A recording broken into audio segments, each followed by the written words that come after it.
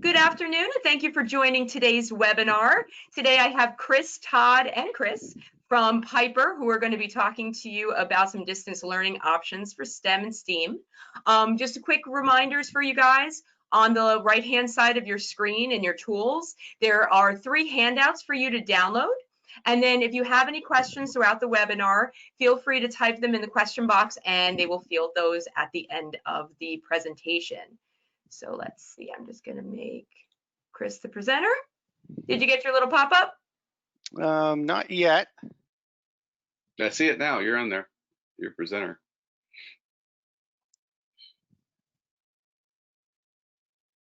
Let's see. I don't see a pop-up to share my screen yet, though.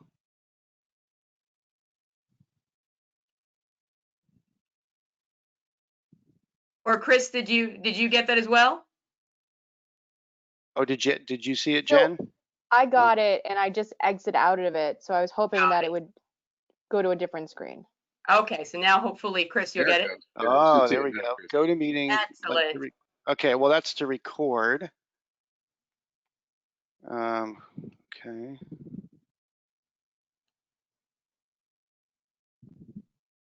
Okay, there it is. Perfect. Just click on that and you should be good.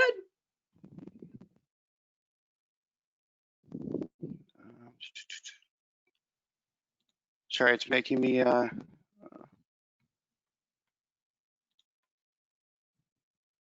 okay. Restart.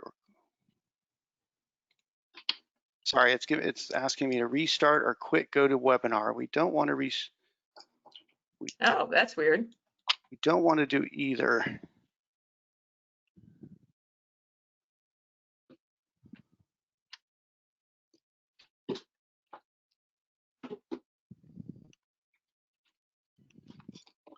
All right, sorry for the delay, everybody.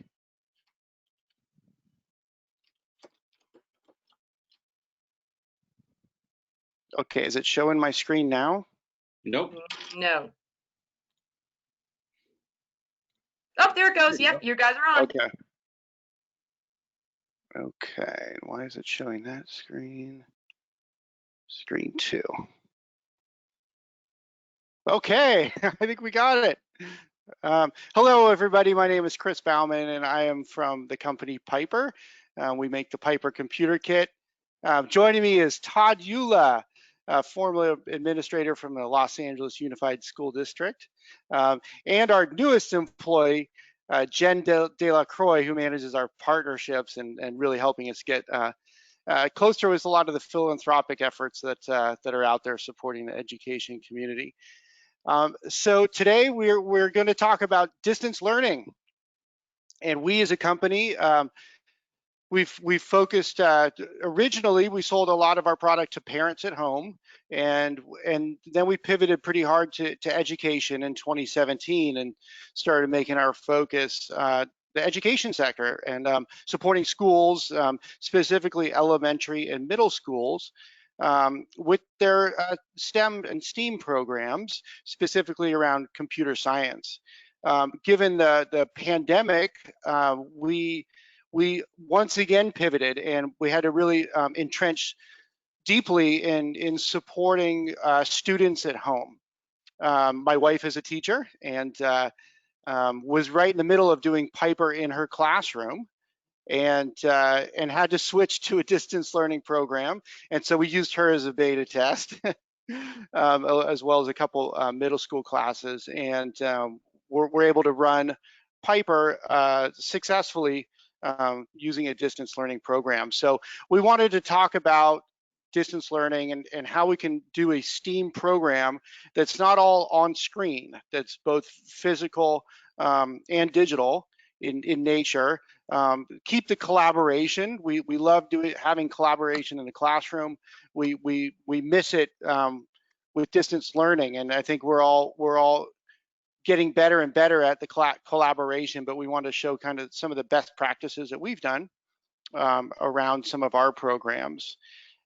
So just to give you a little bit about my background, I spent most of my career working at Mattel Toys, and I was fortunate enough to do 14 years working on the Hot Wheels brand.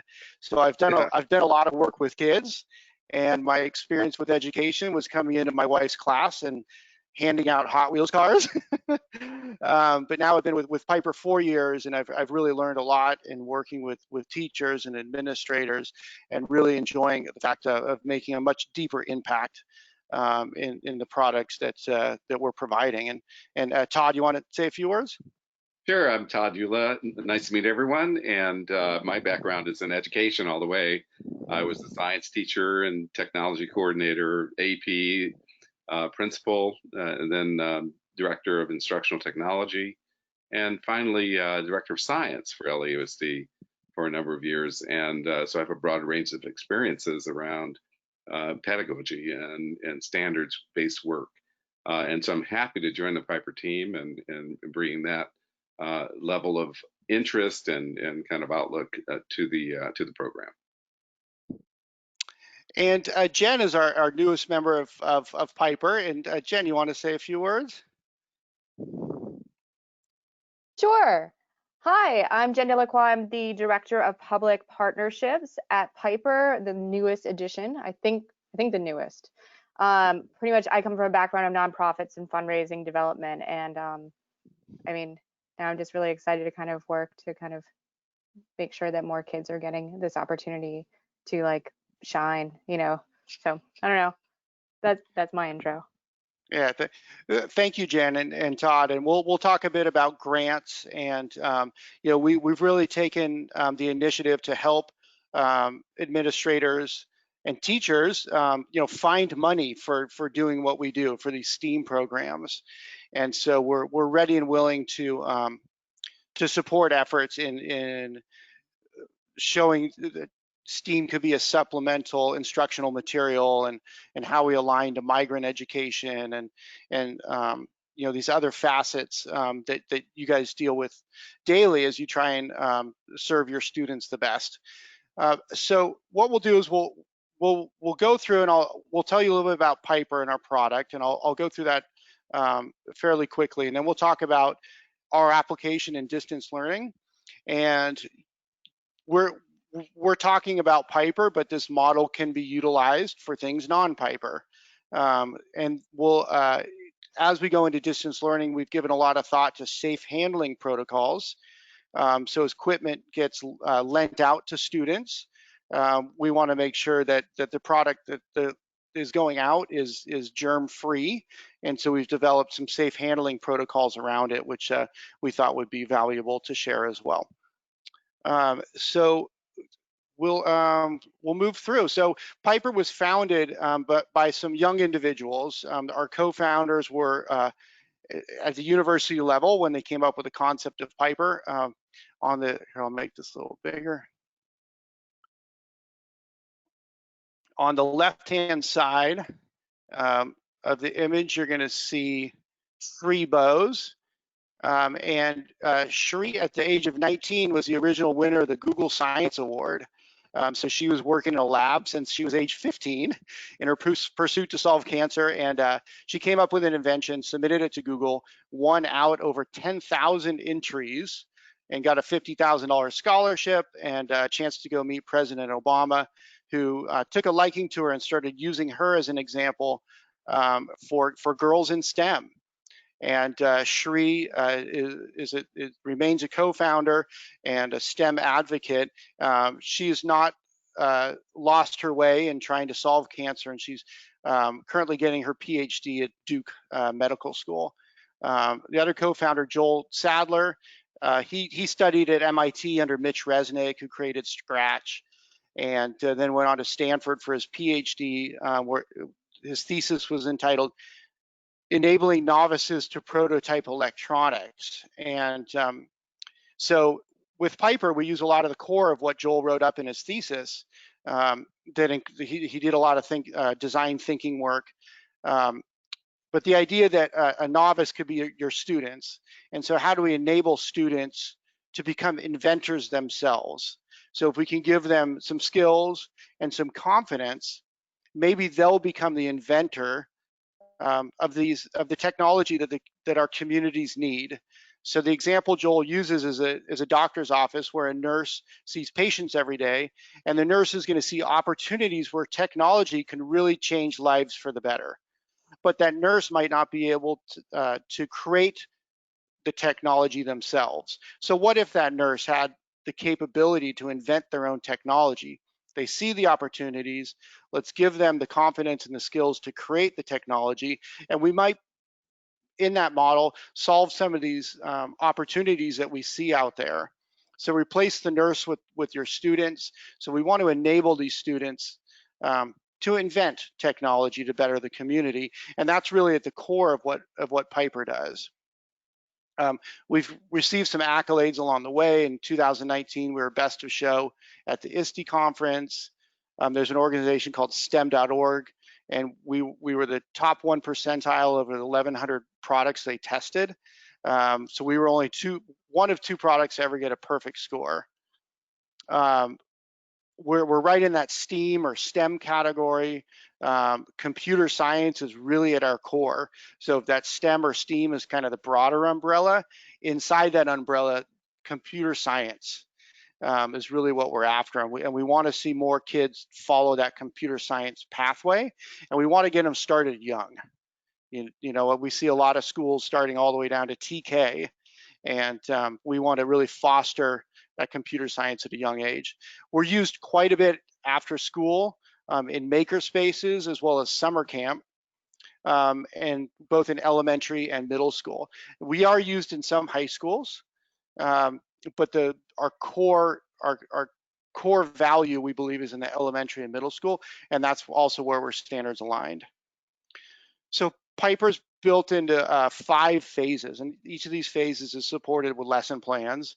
The first phase is building a fully functioning computer. Our instructions are always part of the experience, and so in phase 1, as you build your computer, a large blueprint, it's a poster, is your instructions. And so as you can see on the screen, not a lot of words, just engineering images that the students will follow.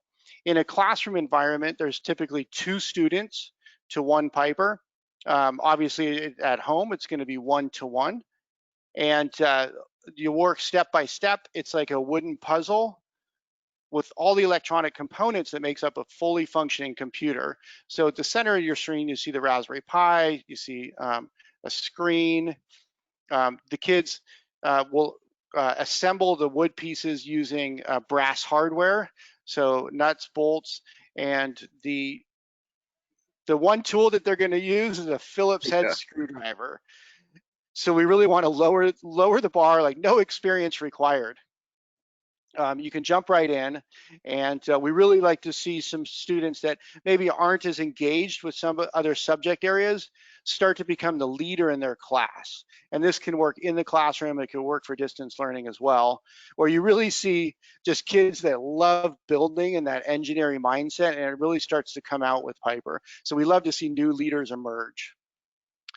This is what the Piper computer kit looks when it's fully built. It is a fully functioning computer. Most programs are run off the internet, but the computer does have the ability to go on the internet. In our phase 2, we get into building electronics. So we're going to learn a lot about inputs and outputs. And we're going to focus around the Raspberry Pi. So this is the device that really controls the Piper computer. It's got the pins that you see on the upper section of it. Those are called input-output pins. And we're going to leverage Minecraft, and we use Minecraft Pi Edition. So this is a Creative Commons version of Minecraft. It was created before Microsoft bought Minecraft. No internet is required. All the software is on our SD card, and there's no license fee, and there's no login for students. So if any of you are using Minecraft for education, that is a great tool. It does require a license. It does require a login. We use the Creative Commons version that was built for educators. No license fee, no login required, and you get a lot of fun. so one of our big hooks is kind of bringing the storytelling aspect into our program. So we've got a character, Piperbot, with Pip. Pip is the mouse, and she is a coding genius.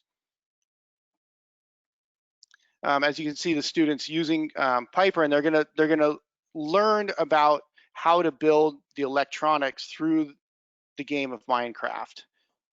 So see here, you see one of the worlds. This is called TerraSense. It's actually a project we have around climate change. So we create these Minecraft worlds that the kids really love, and they get presented with a challenge. So hey, let's go find treasure. And in order to find treasure, we've got to build a device out of hardware, and they go into what we call piping mode, which is a world of Minecraft, which is their instructions to build buttons, to connect wires into the breadboard. The breadboard is the common prototyping device that we focus on. And so building the image that you see in front of me, where you've got 4 buttons and 8 wires all going back into the Raspberry Pi, can be intensive in terms of the instruction for the kids to follow. But when we present the instruction in the Minecraft world, the kids will get it, and they can get it without having to ask an adult for help. And this is the program that the kids will fail, and that productive struggle is what we really value in our program, and we get the learning outcomes Exactly. based It's on kind of that. like they're creating their own game controller using this format. Quickly can associate with the game controller that right there with the 4 buttons, and kind of like the PlayStation, what's inside, what's under the hood. So that's kind of cool too. And a lot of your students have probably used a game controller. They probably played Xbox or PlayStation, but have they ever thought about what's inside or how it works? Most likely not. And so in order to play the Minecraft game, in their first project of this phase 2, they have to build the controller, or else they simply won't be able to move. And so anything that they use to play the game from a hardware perspective, they have to build, starting with the overall computer itself. So it's simple the instructions are simple to follow inside the Minecraft world.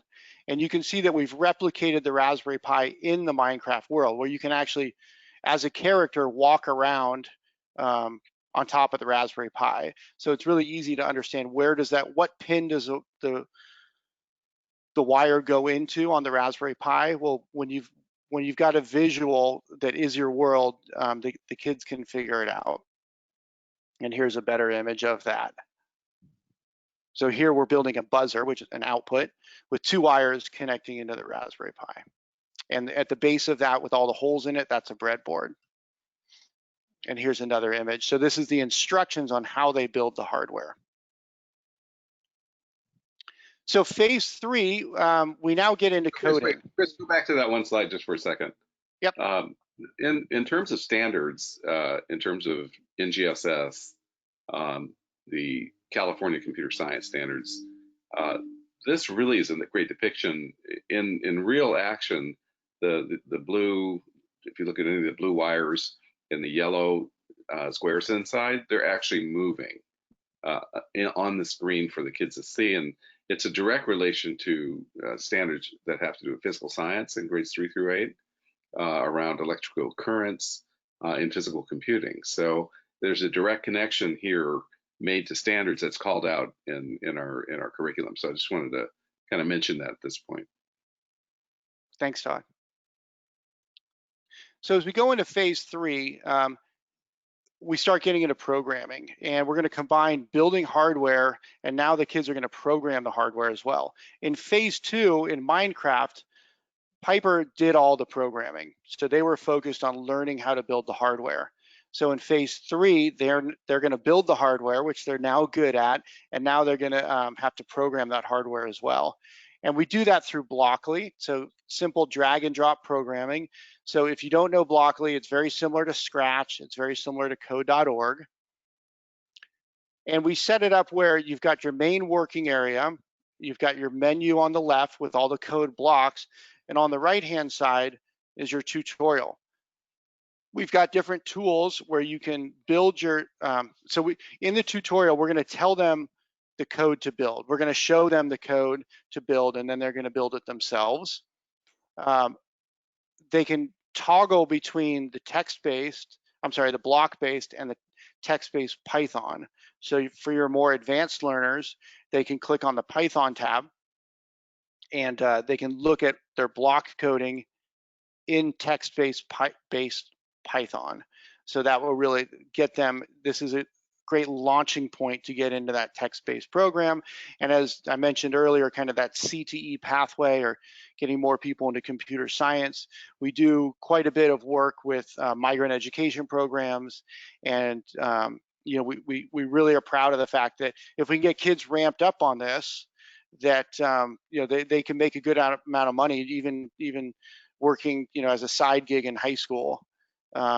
If they can develop these Python skills, it's a very, very sought after skill. And so we love seeing these students really engage, and kids get this stuff pretty quick if they're into it. And so we love to help that progression happen, and go along with that CTE pathway. In phase 4, we dive into design thinking. So now we've learned how to build hardware. We've learned how to program hardware. So now we want to extend on that and apply it to real world scenarios. So we've used a lot of the processes coming out of Stanford University around design thinking. They empathize, define, ideate, prototype, and test. So we want this to be open-ended. We don't want to be prescriptive in the projects that they do. And so we're giving them the confidence and the skills so they can go invent their own technology. So phase 4 is where we really start to launch them off in that point. And you can use the design thinking methodology and apply it to many different areas. So with Piper, we also want to add in the arts. So we've got a music program. So in this phase 4, we'll dive into some music.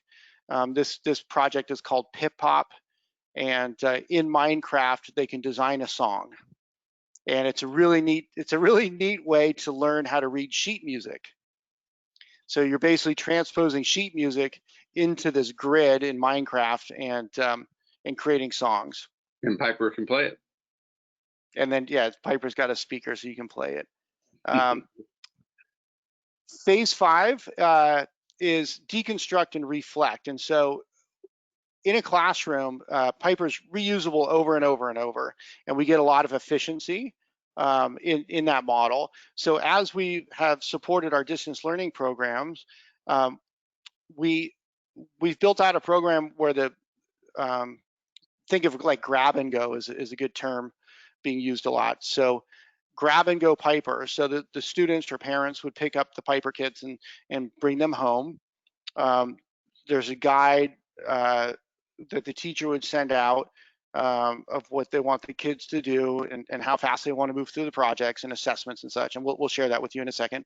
And then the Piper computer kits can come back to the school, and they can be disassembled and repurposed for the next group of kids. And so this is how you get a lot of efficiency out of Piper. They're built to be reused 20 times. And so you know, we want you to get a good ROI out of the Pipers, and that comes from reusing them over and over. And we also love the mentor-mentee relationship that it builds. So when you have one set of students go through it, it's really fun to have those students, even over a video conference, those students can kind of kick it off for the next group, and you develop that mentor and mentee relationship, which you know, fosters those social, emotional, and leadership skills, which you know, we really believe can be a core part of this. It's also a very sustainable program. So we like the fact that our package gets reused, not just the computer, but the box that the computer comes in then becomes your storage container. And even when the Piper's fully built, it'll still fit back in the original box it came in as protection or good storage. So we've really focused on sustainability with Piper. And in fact, we're about to release some energy efficiency lessons that we built in coordination with Los Angeles Unified and the Los Angeles Department of Water and Power. And so LADWP funded the program for middle school makerspaces, and a requirement for us was to have 2 energy efficiency lessons within the program. So we built a couple lesson plans, and kids get to measure how much energy they're using when doing Piper, as one example. So those will be made available to all the everyone using the Piper computer kit shortly. It's kind of bridging the gap between instruction and facilities in at least in LA and other parts around the state of California.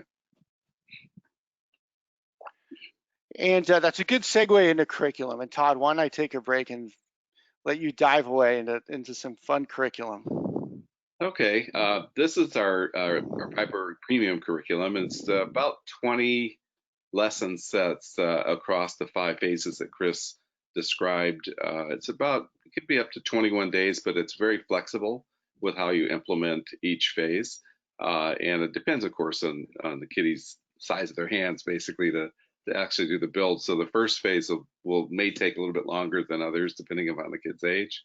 But it's, again, 5 phases, and it's all online, and it's all standards aligned. Which, if you can go to the next slide, the standards that, the standards that are aligned here are all about the computer science K-12 framework, and all of the different standard sets that came out of that for computer sciences, and then we align them with NGSS, the 3-dimensional standards, especially for engineering design. For the next generation science standards, which are in California, are the adopted standards. Of course, Common Core as well. We have ELA and the math practices in terms of the alignment to mathematics. So you'll see that at the beginning of every phase. And here you see phase 1 and kind of what the key points are and the number of lessons that correspond with that. So phase 2, again, as Chris said, go into story mode, and you have 1 to 4 lessons to work into. Next slide. So each one has an assessment that you can use at either the lesson level. We're currently building them out for the complete unit level, so that you could have an assessment at the end of each of these phases to really get a sense of how kids are, what they're understanding, how they're thinking about computer science, and kind of what their take on is in terms of building this wonderful computer. Next slide.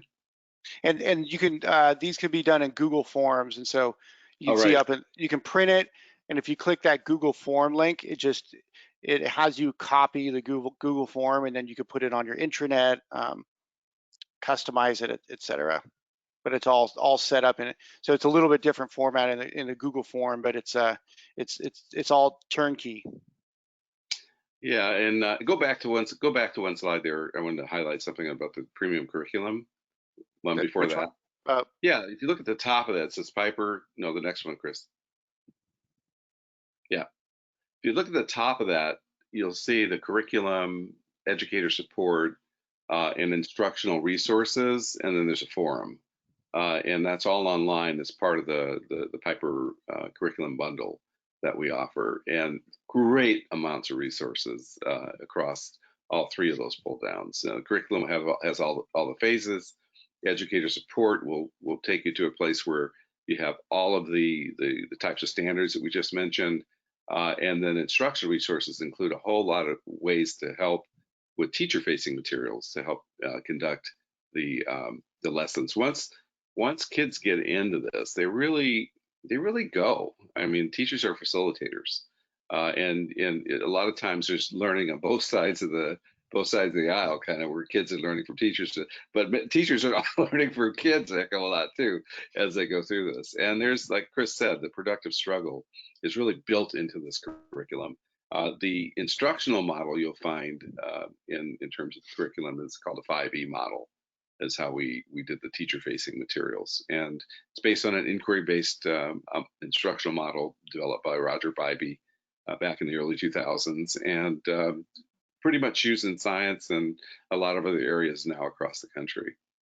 So how do we know we're effective? Well, one of the things that we did was we looked at we had a great opportunity with Kings Canyon, which was a migrant program in Central California that well, Chris, you describe the background for this research. Yeah, this was fun. So we've been doing some migrant education programs in the Central Valley, and we started out with a Saturday enrichment program where the families under the migrant program, so parents and kids came together on Saturdays, and so for 3 Saturdays they did Piper together. And English was a second language for most involved. We were very nervous whether our product would hold up, and Kings Canyon ended up taking us district wide for their summer learning programs. I believe it was 16 schools where the kids were voluntold to participate, and they did Piper for 5 weeks. Yeah, and so I stepped in. I had been doing some work in computer science across the country and the University of Chicago and UCLA, and we came up with. Chris asked me, so how do we know efficacy in terms of what we're doing? And so we took some combined work that we were working in across the country and made a specialized engagement survey for Piper that carried across several domains that align with kind of the 21st century learning skills. So here you see we administered this to each of the participants in that Kings Canyon study, and you'll see some pretty cool results, in terms of efficacy. Here, critical thinking increased over the course of the pre and post. Next slide. And then one of my favorites is metacognition. Chris, I think we can pass it. I just have the one slide here, Todd. Okay. Well, one of the key things that I liked is metacognition, and Piper really, as an educator, and from an educator's view, Piper really gets kids thinking about how they think about learning. So, and in fact, they're managing their own learning. And this one slide, and we have a group of other outcomes that we can discuss in terms of engagement across 21st century learning skills that really show that type of engagement. So that comes with a district-wide implementation that we would do in the district. And it could also be applied to distance learning too, doing making the pre and post surveys as part of it. And one thing I love is that girls versus boys. So boys tend to come in more confident than girls. But during the program, the data that we've seen from not just Kings Canyon, but throughout the many programs we've done, is that the confidence in girls, their growth rate far outpaces the boys. So the girls come in less confident, but their confidence growth is gigantic during this process. And so that's one of the things that we're really trying to do with Piper is get more diverse audience into computer science, and I think we can all recognize that we need more females in computer science, and so we're really proud of the fact that this isn't just a boy program. This works really well for girls. Good girls point. Engage with Minecraft, and we love seeing the quotes come back from schools saying that the girls in the class just absolutely loved it and now want to do more. So it is a gateway product. I mean, a gateway program that really fits well into transitioning into other types of robotics or STEAM activities. So next slide, and that's what Piper kind of looks like. Chris, you want to take it from here? Sure, and I'll fly through this pretty quick. But you've basically got You've got a 9-inch screen. You've got a speaker. The kids build the speaker themselves. It's all laser cut wooden pieces, so it's very typical what you'd see in a maker space. So, more predominantly at high schools where you have a laser cutter, it's the same process that we manufacture the Piper computer kit. So the wood pieces that are used in a maker space that has a laser cutter, it's going to look a lot like what we do with Piper. The whole idea with number 7, DIY, is the do-it-yourself. One of the founders was really big on do-it-yourself, and so that DIY is really big in terms of how Piper works. And another key thing, and we don't show the wires here, but we utilize wires. This was another kind of adamant thing with Joel, one of our co-founders, was that we use wires. So we could use Bluetooth. There's fancier ways of connecting 2 pieces and have electricity conduct through the 2 pieces. But we've done it with wires because we feel that when the kids put the wires together, they understand how the circuit, how the electricity is flowing and creating a circuit. So that's definitely a highlight. It may look archaic because most computers you don't see the wires. But for us, it's a core part of what we do because we really think that visual nature is important. It does show graphically kind of how this all works under the hood.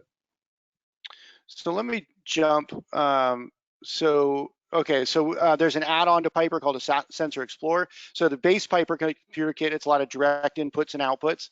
We have an add-on which is sensors, a temperature sensor, color sensor, and an ultrasonic rangefinder. And this will bring more of the physics, more science into the program. On the right side of the screen, the bottom right, you can see that's the rangefinder, and the graph is showing the difference in range over time. And so as inventors build smart devices, oftentimes they're using sensors. So back to Central California, where agriculture is such a big part of the community, these type of sensors are used all the time in those agricultural fields. And ag tech is a big initiative, and there's a lot of money going into agriculture technology.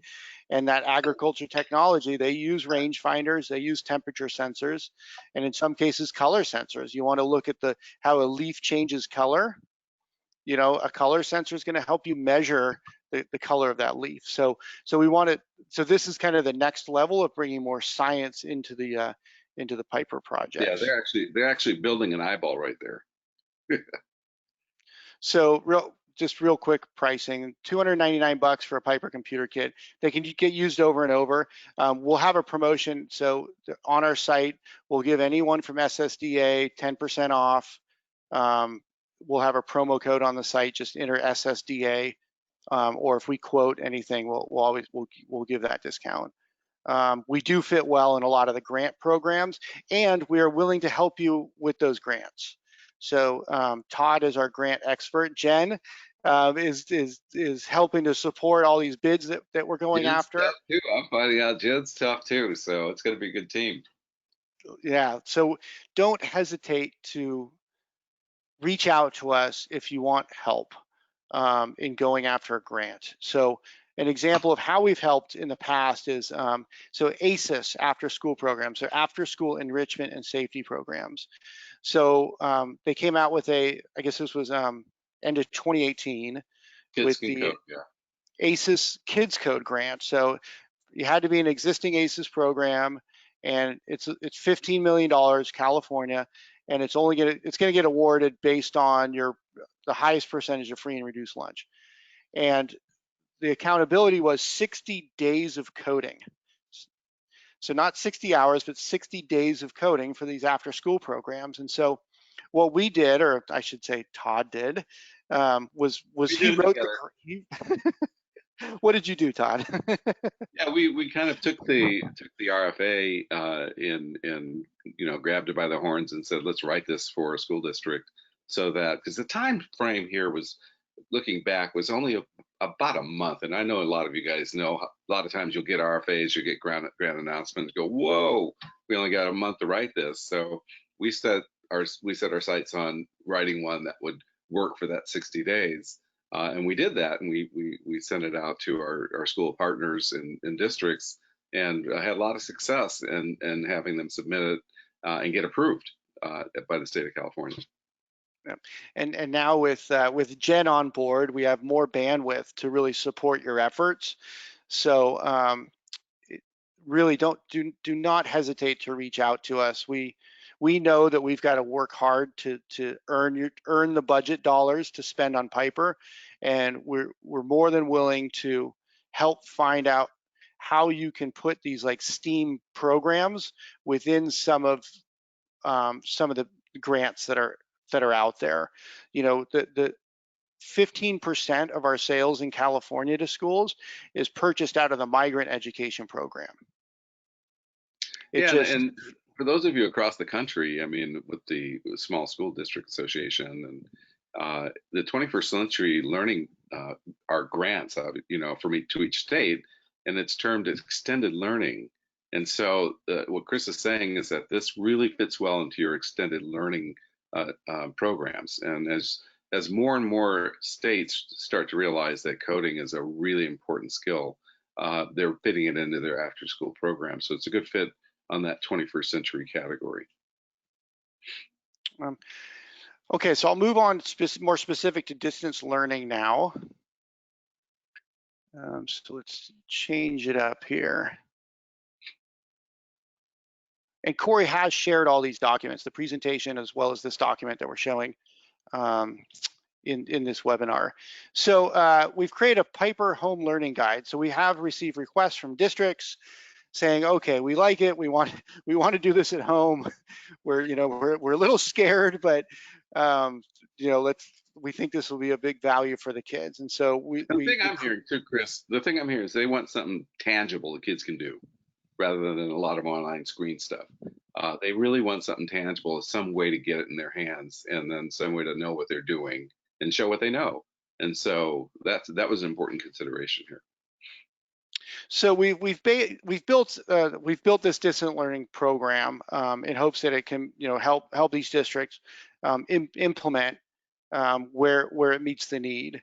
So the program components, so we'll customize the program. So we'll take that curriculum, and at home, you're not going to want that stringent curriculum. You want it engaging, you want it really student-led, and you want the parents to feel happy but not feel like they have to support tremendously. And we want to be, that's easy is not the right term, but we want to be gentle on our teachers and make it fairly turnkey where they can be confident and focus on the objectives, that the learning outcomes they want to get out of it, and let the instructions be within the program, so the teachers don't have to instruct. They can emphasize the learning that's happening and create that collaboration. And so we're trying to make this as turnkey as possible, where it can be an environment where the kids just get the Piper computer kits and they can just do it themselves and do weekly check-ins and do some collaborations, and this program will work and keep the kids engaged, and where the teacher can just keep them on the pace that they want them, and reinforce some of the learnings. And so we'll customize all of that. We'll take our curriculum and we'll narrow it down to an outline that fits your program and fits your needs, whether it be an 8-hour program or a 30-hour program. Yeah. We offer teacher training and professional development, and what we'll do is we'll customize the program with you, and then we'll train directly to the customized version. So it's not like a one training fits all. It'll be very customized for your needs, and the training will be virtual. We do like to have the trainee have the Piper computer kit, just so they can be hands-on during the training. But we have had success with the virtual training. We'll help with lending library protocols, and setting up the structure, the operations of how you do it. In some of our programs, we have anyone from the PE teacher to the custodian that have been helping out to the teacher, or unless you're my wife, then it's me.